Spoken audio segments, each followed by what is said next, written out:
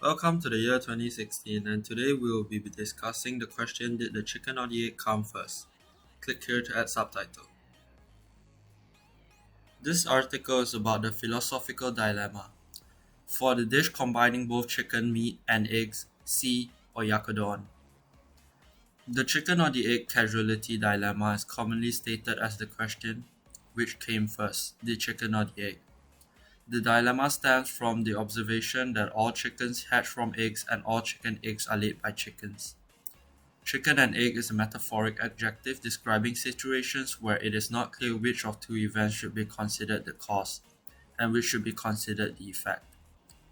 To express a scenario of infinite regress, or to express the difficulty of sequencing actions where each seems to depend on others being done first. Plutarch posed the question as a philosophical matter in his essay De Symposiacs, written in the 1st century. Contents: 1. Ancient paradox. 2. Scientific resolutions. 3. Oh. Moving on. Here we have a few famous people. What they have in common is that they all posed a version of the chicken and egg dilemma, and most of them are philosophers. However, none of them have managed to arrive at a true solution, or at least that's what I've been led to believe since they're all dead and can't tell me otherwise. But I bring to you good news that through a collaboration with their spirit medium, we have decided to tackle this question once again. Before answering the question, we must first analyze it. The word come comes to mind when reading the question in question, and this leads us to ponder in what ways can things come. Of course, like any question of this caliber, there lies many sides to the coin. Perhaps it is a Dungeon and Dragon dice. The team and I decided to cover three possible natures of this question. The first of which is Amazon.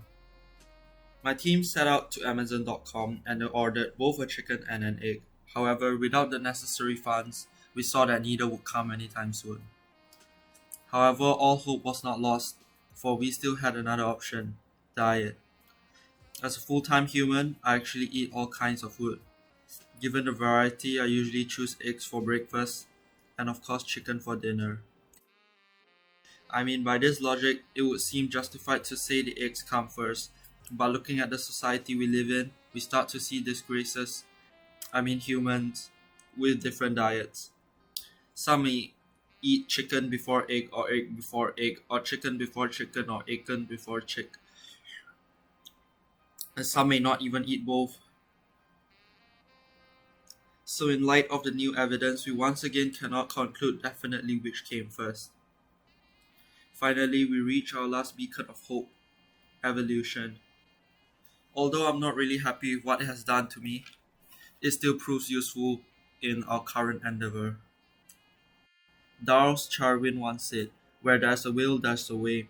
Keeping that in mind, we can march on in our pursuit of the truth, knowing that we will eventually find our way. Getting back on track, this guy who discovered evolution, said that natural selection would cause organisms or species to inherit advantageous variations which compound through multiple generations. I'm not exactly sure what all that means, but from what I know, a chicken was not originally a chicken. Most likely a fish, I think. So from a fish births another fish, which is ever so slightly different from the mummy fish. And just like that, a delicate process which eventually produces an equally dumb organism takes course. The fishes eventually grew legs, and before long they were a feathery, tasty, juicy treat. Unlike the chicken fishes, we were not so lucky to become as useful or delicious. Trust me, I know. And we somehow ended up as hairless head too big for pelvis monkeys, who are prone to depression and not leaving their rooms. But some of us got the cue and tried to imitate the superior chicken beings. However, it seems they got the wrong idea. The whole idea of evolution is extremely complicated, and I would rather stay in my room than try to wrap my head around it. But we need only to understand the fact that somewhere down the line, the fish stopped being a fish and started being a chicken. This raises the question, at which point did the fish chicken become a chicken? And to answer that question, we'll need to have a clear definition of the chickens as we know them. With some help of my friend Bing, we immediately come up with a few representations of the chicken. However, with so many possible chickens, such as the chicken, the cooked chicken, the small chicken, the dabbing chicken, and the Kentucky Fried Chicken, we cannot successfully pinpoint the true definition of a chicken. Although I have a feeling Dear Sanders here isn't really a chicken.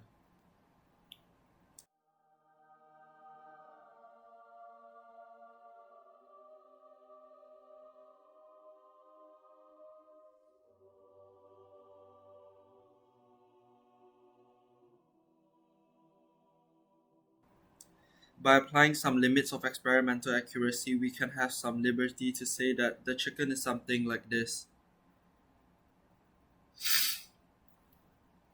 Having said that, we must realize that not every chicken is alike, and throughout the course of history, there may have been chickens that are unlike those we know of today. There were the cave chickens, the dynasty chickens, and the Tudor chickens. Let's not forget this fire chicken and this other uglier fire chicken. So can we truly declare a single one of them the first chicken? I propose that instead of fumbling with the intricacies of deciding whether a chicken with a head can be classified as a chicken, we should seek the chickenest chicken, the ultimate chicken, the super smash chicken ultimate, the hey chicken I'm that chicken, the one true chicken. And with the help of Mr. Chad Aristotle, I present to you the ultimate chicken. Please give us a moment here. I said the ultimate chicken. It seems we have finally stumbled upon the truth behind the matter, but before I leave, I would like to bring our attention to the egg. For long, the egg has lived in the chicken's shadows, and it has always been below the hen. Every day, it inches closer to losing its identity, for to an egg, coming out of its shell was not an option but a forfeit. Even today, many of you big-brained individuals will have realized I somehow missed the egg part of the question. One might even say it was ignored. But let me ask you, is not an egg just the home of the unborn chick?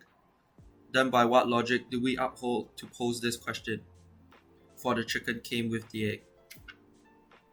However, there was one more phase to this question which we did not discuss. And to discover that, we will have to do a quick search on Bing of how chickens mate.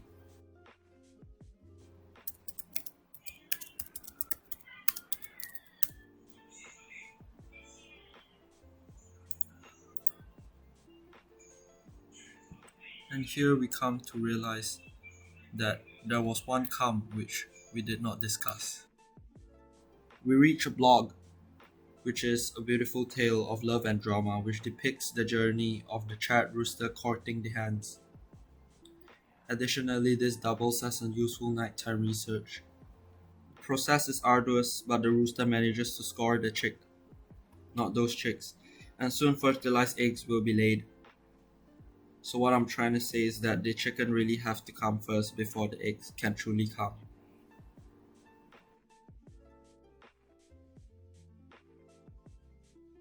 I forgot to take my medicine today.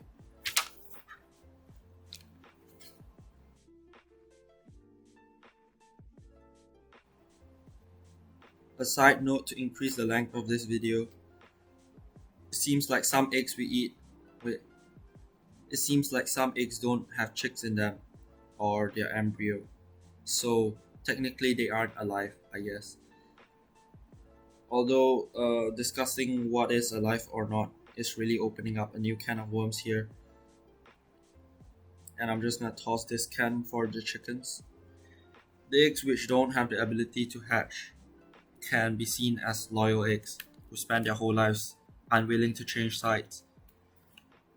And to them we must pay respect. through prayers.